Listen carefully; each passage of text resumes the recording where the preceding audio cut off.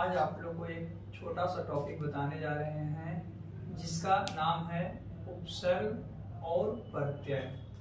तो उपसर्ग और प्रत्यय के बारे में जानने से पहले ये जानते हैं कि ये एग्जाम के लिए बहुत ज़रूरी है। ये आपका 10th में 12th में या कोई भी कॉम्पिटिटिव एग्जाम जिसमें हिंदी व्याकरण पूछा जाता है उसमें, क्योंकि ये आपका उपसर्ग और प्रत्यय है जो हिंदी व्याकरण का एक क्या है टॉपिक है। तो हिंदी व्याकरण का टॉपिक है, देखते हैं कि क्या है टॉपिक। तो इसमें दो टॉपिक पढ़ना है, एक उपसर्ग और एक प्रत्यय। तो उपसर्ग और प्रत्यय, उपसर्ग और प्रत्यय के बारे में जानते हैं। तो ये दोनों एक प्रकार का शब्दांश है। शब्दांश कहने का मतलब क्या होता है? किसी भी शब्द का अंश, किसी भी शब्द का अंश उसे शब्दांश कहते हैं। तो ये भी आपका एक प्रकार का शब्दांश है और एक भी, लेकिन दोनों में थोड़ा सा आपका अंतर है। क्या अंतर है? कि उपसर्ग वैसा शब्दांश है जो किसी शब्द के आगे लगकर उसके अर्थ में परिवर्तन करता है, यानी कि वैसा शब्द जो किसी शब्द के आगे लगता है और उसको अर्थ में पूरा का पूरा चेंज कर देता है, उसको हम लोग क्या कहते हैं? उपसर्ग। जैसे कि दीप्त, दीप्त एक शब्द है, इसमें आगे क्या आ लग गया, तो आ जोड़ेंगे तो क्या हो जाएगा? आदीप्त हो जाएगा, पूरा का पूरा अर्थ चेंज हो गया। तो एक उपसर्ग, तो उपसर्ग में क्या आ आया, तो आ जो होगा शब्दांश होगा। क्या होगा? शब्दांश। यानी कि कहने का मतलब है कि उपसर्ग वैसे शब्दांश को कहते हैं जो किसी शब्द के आगे लगकर बनता है। जैसे निस्जोड़, निस्जोड़ तेज, क्या हो जाएगा? निस्तेज।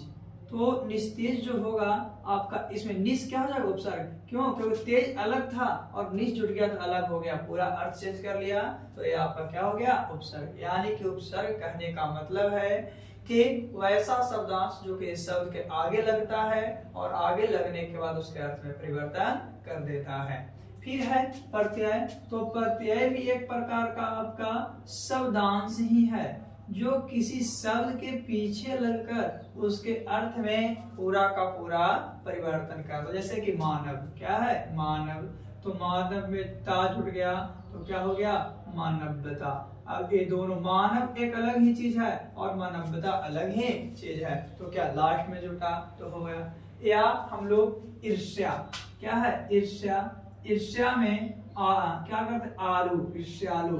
तो ईर्ष्या में आलू जोड़ेंगे, आलू, तो बताइए क्या हो जाएगा? ईर्ष्यालु।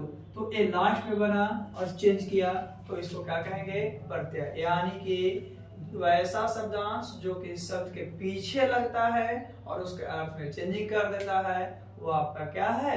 तो आपका प्रत्यय है। और वैसा शब्दांश जो कि शब्द के आगे लगता है उसके अर्थ में चेंजिंग करता है, वो आपका उपसर्ग है। ये आपका बहुत जरूरी टॉपिक है जो हर एग्जाम में पूछता है।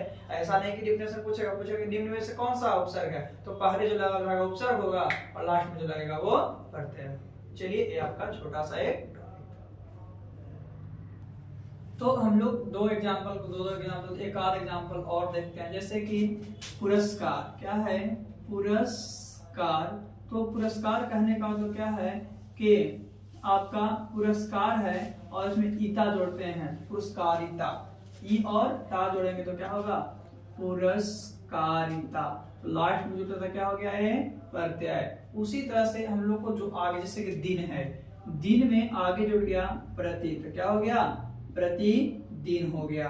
तो इस तरह से उपसर्ग और प्रत्यय को पहचानते हैं। जो पहले लग रहा है वो आपका उपसर्ग हो गया और जो बाद में लग रहा है वो आपको प्रत्यय हो गया। ये दोनों ही शब्दांश है। शब्दांश कहने का मतलब क्या है कि इस शब्द का ही अंश है जिसका उपयोग कभी आगे लगाते हैं तो कभी पीछे, लेकिन उसके अर्थ में चेंजिंग ला देते हैं। इस प्रकार को हम लोग क्या कहते हैं? तो उपसर्ग और प्रत्यय।